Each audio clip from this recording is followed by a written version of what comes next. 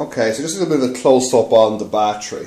What have we actually done? Well, first thing I did was I took my two end plates and got a cutting disc in the angle grinder, and I got rid of all the bracketry and bits of nonsense that were sticking out from the two end plates.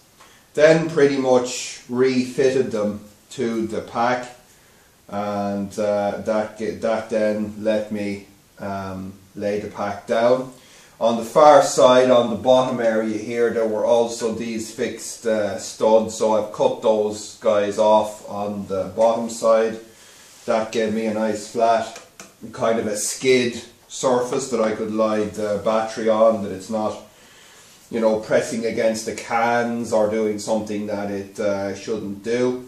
Also, it means that my terminals are all up top, which is where I want them to be. Now, what I've just done quickly as well is I just got a wire wheel on my angle grinder.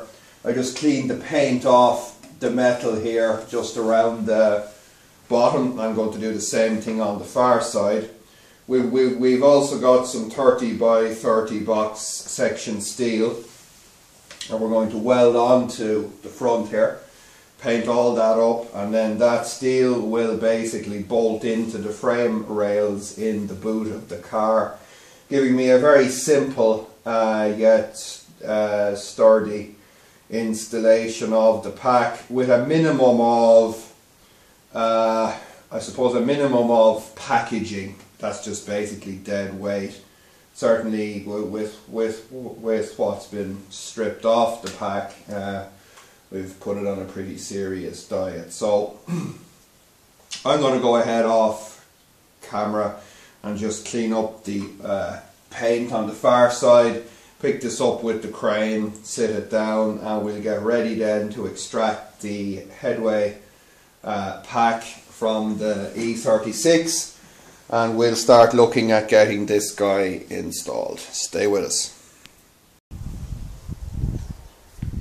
Alrighty, so many of you will be familiar with our Headway traction battery in the E36, but for those of you that are not, just a very quick run through. The pack is comprised of 204 cells connected.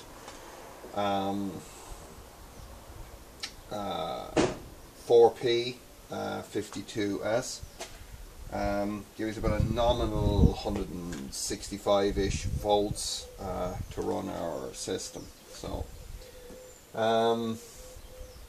packs ran very well for a number of years, but it is limited in capacity. So just again, very quick run through. We've got our maintenance switch, main fuse, contactor, taps here for doing voltage checks, little control box here for our battery heating system, and I've got an auxiliary extra pack here of 4S4P, and got a lot of connections, BMW shunt,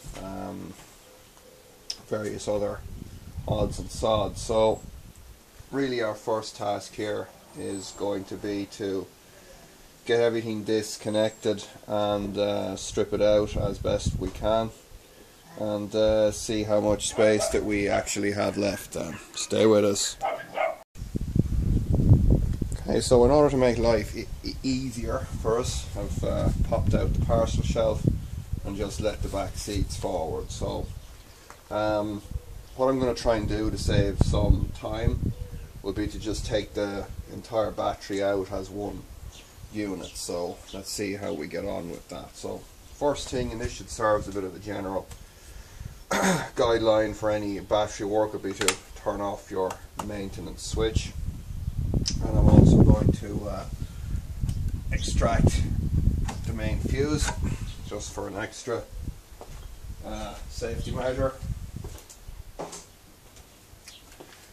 Now it's pretty much a case of just disconnecting some wire. So what I'm going to do is I'm just going to leave the camera on, and I'll edit this down later, hopefully to the parts that will make some sense. So let's see, to start disconnecting our main positive traction line, which is on that guy there.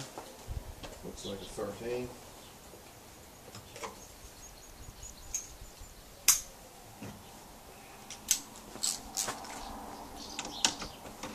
It's disconnecting from our kilovac contactor, and we will be refitting the contactor and the fuse and the disconnect onto the, I'm going to start calling it the JDM pack, because it's not really Renault anymore, it's more Japanese. It was manufactured by the Automotive Energy Supply Corporation. It's a Japanese company. We got a JDM E36 hub. I think Mighty Car Mods would be proud of me. So that's our positive disconnected. So I'm going to go down here now and disconnect the negative traction cable from the BMW shunt.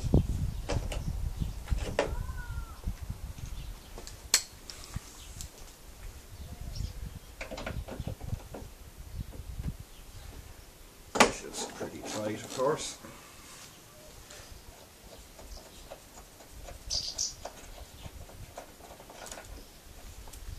Disconnect the two of them because we'll have to take that shunt out of there.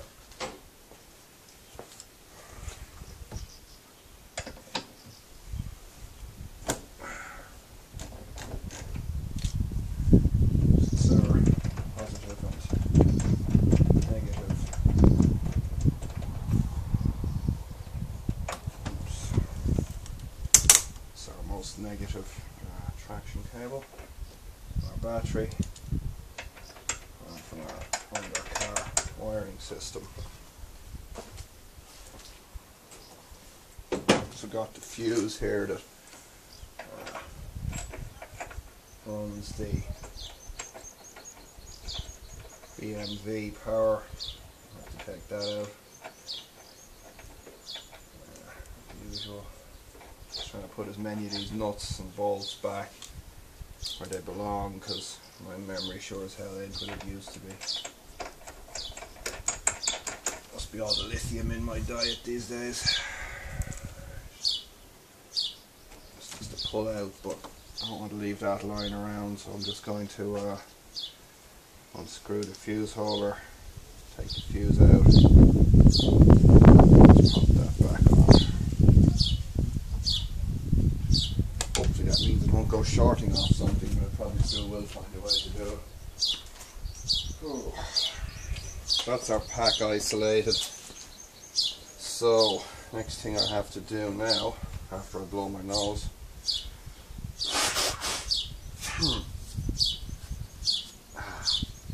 got a bird's nest up in the corner of the house here. They come back every year, it's quite nice.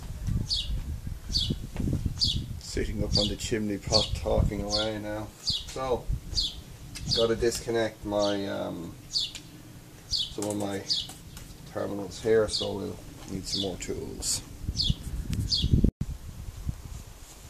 Okay, so our next job is to disconnect the little 12 volt pack over here. This is I fitted sometime after the main battery, just to give me a little bit of extra traction voltage. It'll work quite nicely.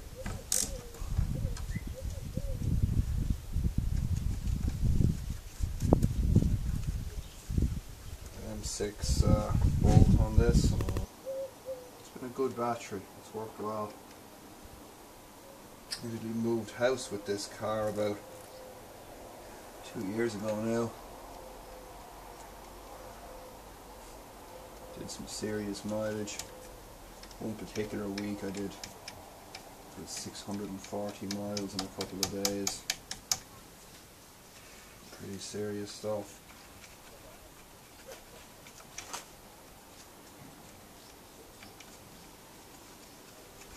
I know that the detractors will of course be saying, oh, I could do that in me diesel car on a single tank. Yeah, well, you don't have the money to fill the tank, you won't be going very far. At that time, I didn't have the money to fill any goddamn tank.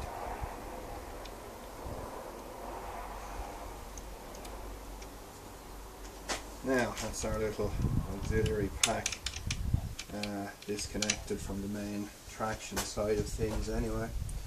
So I've got the tappings on here that I fitted for measuring the voltages now, and I'm probably just going to do, because I'm going to have to take off these, probably not giving you guys much of a view here, I'll try and do better. I've got to take off these two nuts here from the clamps that hold it down. Just give them a little dart of this stuff.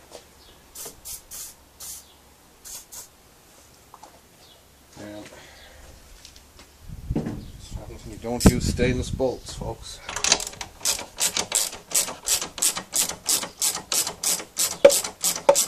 Use stainless bolts. Jack's right.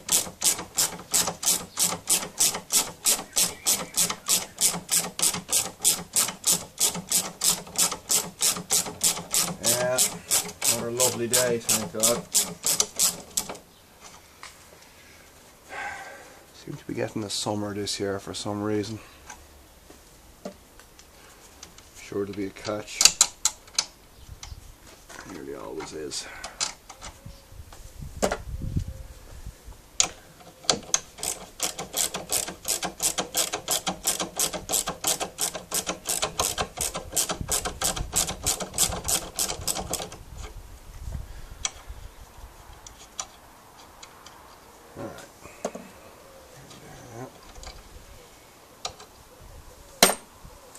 More on today, haven't I? Seems like I'm on every day, really. Now, let's try again. There we go. Finally. One custom made. Ooh, looks like some of our cells have off-gassed. It's always a good sign, isn't it? That is interesting. Alright. Looks like we've popped one in here. Didn't see it with the cover on. I didn't even get the usual smell from it. So what I'm going to do, there's only 4 monitoring wires here. I have to remember now what I did next. Oh, there's just a bolt down there you should be able to take out, I think. There's 2 bolts there. I don't really remember what I did here with this pack, but remember it was in there pretty well. So I'm going to just chop these, and we should be able to get it out of there. But that is interesting. We'll do a little bit of a close-up on that. There's actually 2, maybe even 3 cells popped in this little pack here. And it's interesting because these were the newest ones that I actually fitted. I don't know if you can see that, probably not. Once we get it out of here, I'll do a better view of it. I'm just going to chop off the monitoring tabs. It's not necessarily something I'm going to be using again for a vehicle application.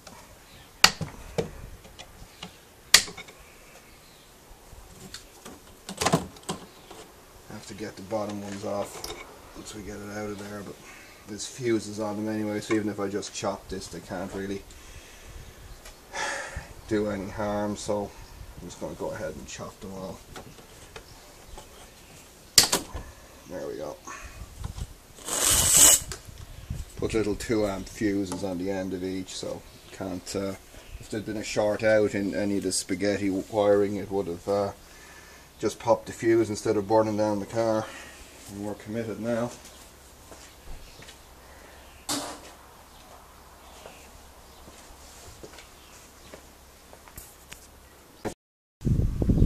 Okay, so we've got our little booster 12-volt pack out now. It's a bit of a fight. It's just, I suppose, testament to how well it was actually held in there.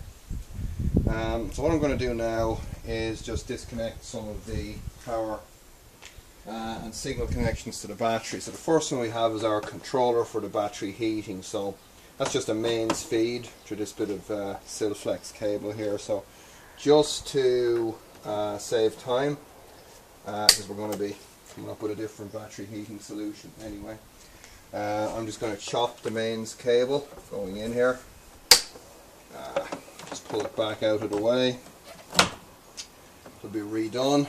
And up here on the top of the battery We have a little terminal block where we take a multi-core cable that runs under the car, brings various signals from the front to the back of the car, things like the contactor signal, battery temperature, and some fuel gauge stuff. So rather than writing down what numbers do what, I'm just going to keep it simple. I'm just going to chop the wires here, just leaving enough connection on them so that I'll be able to ID what the signals are. Now I'm just going to unscrew this and just leave it back, because I figure we're going to be doing a different setup for this, so if there's anything here that'll save us a bit of time on this job, because main thing to do is to get this battery into the car, or sorry, we'll get this battery out of the car and get our JDM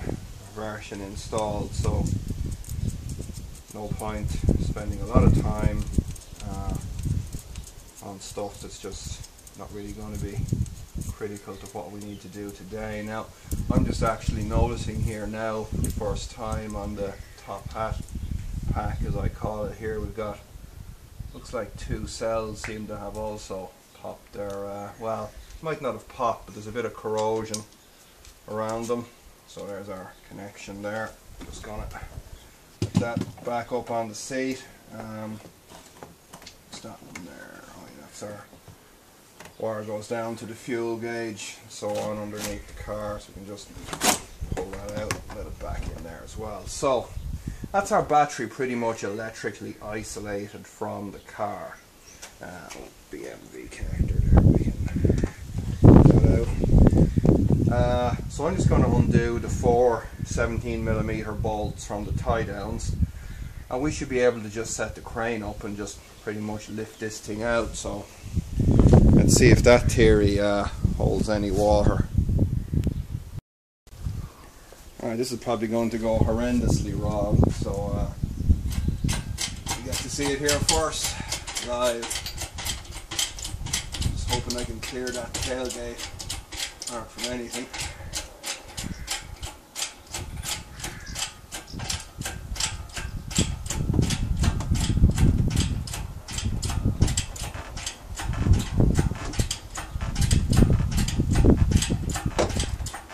Nothing's happening.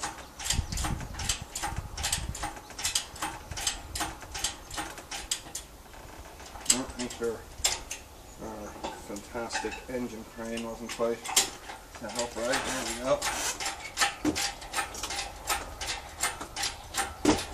Oh, we're definitely moving.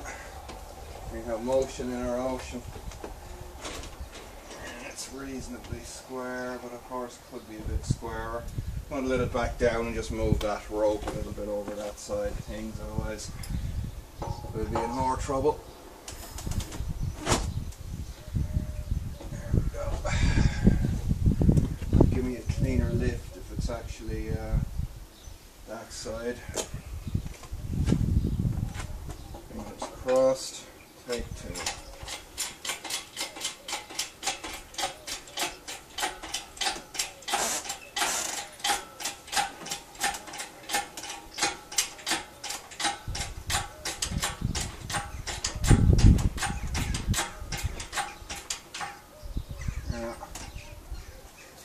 Not liking that. Well, no, that's okay. That's going to work.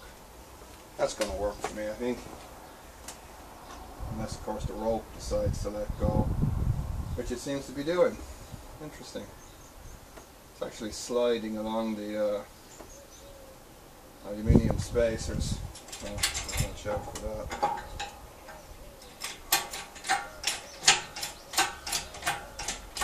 The battery's up in the air now.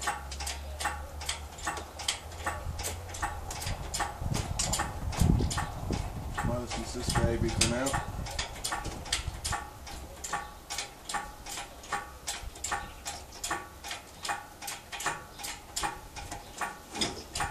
Alright, let's see what I can do here. I forgot about that. Probably should have taped that up, shouldn't I? Not very smart. And again, no one's ever accused me of that.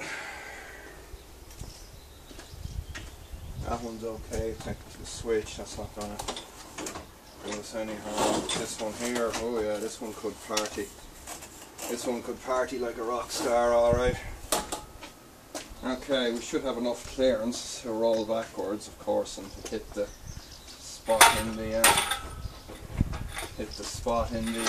concrete here, which they've kindly provided for me, just to make life difficult.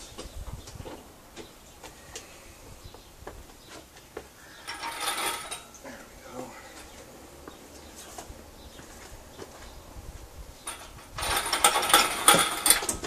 Oh yeah.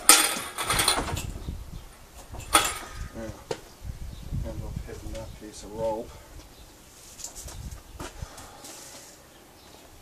You guys are seeing this. A fantastic camera work here and all. Try and make sure that doesn't go anywhere it shouldn't.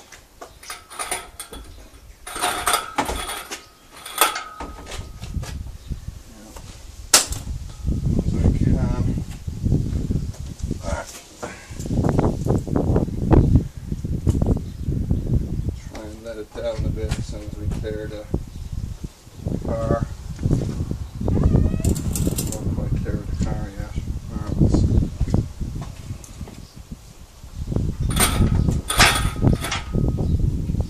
These cranes are really stable. Now, you should have just enough clearance now to let it down where it needs to be.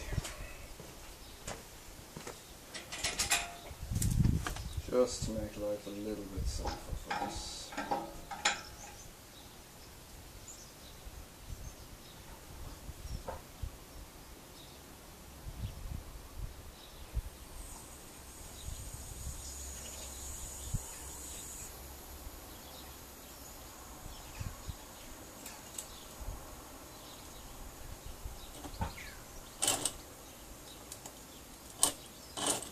That should do us. At least if it falls now, it doesn't have as far to go.